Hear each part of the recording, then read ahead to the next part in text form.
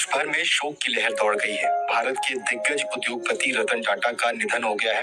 उन्होंने मुंबई के bridge candy अस्पताल में अंतिम सांस ली। रतन टाटा 86 साल के थे। पिछले कुछ दिनों से उनकी तबीयत खराब चल रही थी। दरअसल बुधवार की शाम में उनकी तबीयत ज्यादा बिगड़ने की खबर आई थी, जिसके कुछ घंटे बाद ही उन्होंने दुनिया को अलविदा कह दिया।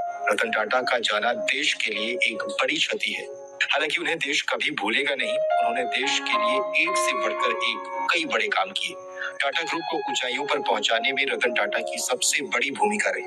उन्होंने देश और आम लोगों के लिए कई ऐसे काम किए जिसके लिए उन्हें हमेशा याद किया जाएगा।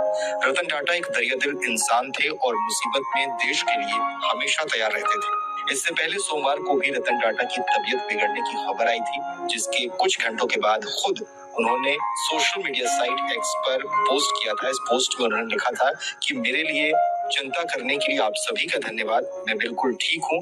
चिंता की कोई बात नहीं है। मैं बढ़ती उम्र से जुड़ी बीमारियों की रूटीन चेकिंग के लिए अस्पताल आया हूँ, लेकिन देश को ये दर्द अब हमेशा रहेगा कि वो इस बार अस्पताल से नहीं लौट पाए और हमेशा के लिए अंतिम यात्रा पर निकल पड़े। अरबपति कारोबारी और बेहद दरियादिल 28 दिसंबर 1937 को उनका जन्म हुआ था।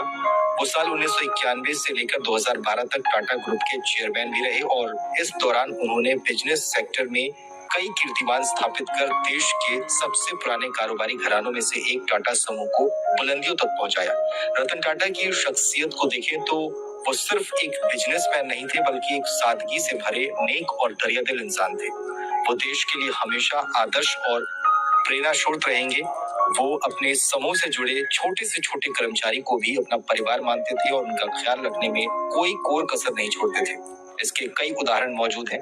गौरतलब है कि रतन टाटा को 1991 में ऑटो से लेकर स्टील तक के कारोबार से जुड़े समूह टाटा समूह का चेयरमैन बनाया गया था। चेयरमैन बनने के बाद रतन टाटा ने टाटा ग्रुप को एक नई ऊंचाइयों पर पहुंचा दिया। उन्होंने 2012 तक इस समूह का नेतृत्व किया, जिसकी स्थापना उनके परदादा ने की थी।